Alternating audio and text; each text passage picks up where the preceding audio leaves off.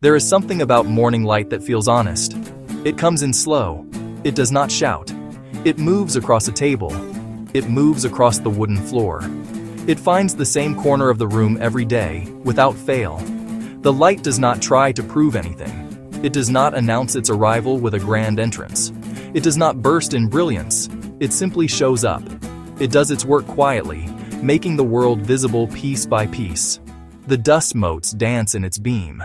When motivation is loud, it asks for big, immediate proof. It wants to see results right now today, not in some distant future. It feels urgent and demanding, a constant pressure to perform. That initial rush can be intoxicating, a thrilling wave of power and potential. You feel capable of anything, but the rush needs constant fuel.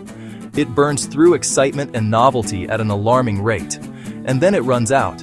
Once the initial feeling fades, it asks for more noise. It asks for more hype. It asks for more external validation to get going again. It punishes quiet days. It punishes ordinary days, viewing them as a sign of failure or a loss of momentum. Habits, by contrast, do not demand drama. They are not interested in grand declarations. They are not interested in public displays. They ask only for your quiet presence. They ask for a small yes, repeated over time. I think of habits as a form of trust that you build with yourself. Each small, consistent act is like a deposit into an account. It is not an account of money, but an account of faith in your own character. When you make your bed each morning, even when you do not feel like it, you tell yourself you can keep a small promise. When you set your phone aside for just 10 minutes to read a book, you tell yourself you can hold your own attention. These are small, almost insignificant trusts, but they build up slowly, day after day, week after week. One day, you find you did something important without needing a pep talk. You did it because you are the kind of person who does it. Intensity can often feel like a great deal of effort. It asks you to try hard, to strain, to push past your limits. Trying hard is useful sometimes, of course. It can move mountains once in a while, in a crisis, for a short-term goal. But trying hard all the time is a heavy burden to carry. It makes you constantly tired, physically and mentally. It makes small, inevitable failures feel like catastrophic blows to your self-worth, and always falling short of an impossible standard. Showing up calmly is a different way of being. It asks instead for a steady, predictable rhythm. I think of the difference. Bonfire candle. The bonfire is spectacular. It crackles. It roars, throwing sparks high into the night sky. Everyone gathers around it, drawn by its heat, drawn by its light. But it consumes a huge amount of wood. It burns out relatively quickly, leaving behind a pile of cold ash. A candle is small and unassuming. It offers a steady, gentle flame. It can burn for hours, quietly and reliably, providing just enough light to see by. The loud start is the bonfire. The daily habit is the candle, burning through the long, quiet hours of the night. The world celebrates the bonfire. It loves the spectacle. It loves the sudden transformation. It loves the overnight success story. It is a narrative that is easy to sell and exciting to hear. We are told, go big or go home. Give 110%. Push until we break. But this narrative often ignores the burnout that follows. The fading echo of a loud start can be more discouraging than never starting at all. It leaves you feeling like you are the one who is broken, not the approach itself. Boring routines often get a bad name in a culture that prizes novelty and excitement. They sound dull, uninspired, and monotonous.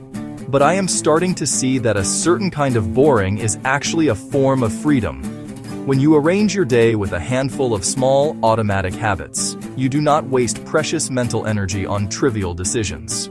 You do not have to spend your limited willpower choosing what to do next or whether you should do it at all. The day moves along quietly, guided by these established patterns. You just follow the script you have already written for yourself. That free space, the mental energy you save, becomes room for other things to grow. It becomes room for genuine creativity, for deep thought, for being fully present with the people you care about. When the small, necessary things are already handled by your routine, the bigger and more important things can emerge without all the noise and struggle. You are not fighting with yourself all day just to get the basics done. Your mind is quieter, clearer, and more available for the work that truly matters. A predictable structure allows for unpredictable insights. Look at a street in the very early morning. There are few people around. A lone runner passes by, their breath misting in the cool air. A baker unlocks a shop door. A cat slips silently through a fence. The city is not loud or chaotic yet. It is steady. Each person is doing a small repeated act that is part of a larger rhythm. One opens a shop. One sweeps a step. One carries on to their place of work. No one is proclaiming a revolution. The city changes and functions by habit, by the slow, accumulated movements of many small hands. Consistency also builds important boundaries in your life. It teaches your days how to behave and what to expect. When you choose to read for 15 minutes before sleep instead of endlessly scrolling on your phone, you show your night a clear plan for winding down. When you drink a glass of water first thing in the morning, you set a gentle, healthy tone for the entire day ahead. These boundaries are not prisons that restrict you. They are more like garden fences. They are lines that you draw to keep the important things in and the distracting things out. They protect your time and your attention for what truly matters to you. This rhythm creates a sense of stability. It is like a quiet anchor in the midst of a chaotic day. No matter what else happens, no matter how unpredictable the world feels, you have this one small thing you can return to. This one small action is within your control. It does not depend on your mood, or the weather, or what other people are doing. It depends only on your commitment to that gentle, repeating pattern. This steadiness feels quiet and safe. It becomes a reliable foundation upon which you can build other, larger things without the constant fear of collapse. There is also a profound kindness in quiet, manageable habits. When you choose a habit that you can actually keep, you are treating yourself with compassion and respect. You stop setting impossible, punishing rules for yourself that you are bound to break. You learn to ask a much gentler and more realistic question. What is one small thing I can do every day without it causing me pain or stress? Then you simply do that one thing. You deliberately lower the stakes. This act of lowering the stakes is not a sign of weakness. It is a sign of wisdom and a deep understanding of human nature. Trust grows slowly, whether it is with another person or with yourself. So does any real skill.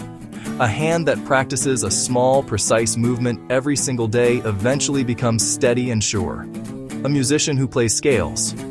A writer who puts down a few honest lines each day. The practice itself is almost always private. No one is there to watch or applaud. It is neither boastful nor dramatic. It is simply truth being revealed through patient repetition. Change often hides in these small, unassuming patterns. A cup of tea, a short walk, 5 minutes spent just focusing on your breath. These actions are not flashy or impressive. They will never make a headline, but they make the rooms of your life feel calmer. They make your decisions feel simpler and less fraught with anxiety. They give you a reliable map that you can follow on the days when you feel lost or overwhelmed. Think of it like water carving a path through stone. A single drop of water has no effect, but millions of drops, falling on the same spot over a very long time, can create a deep and permanent canyon. The small daily habit is that single drop of water.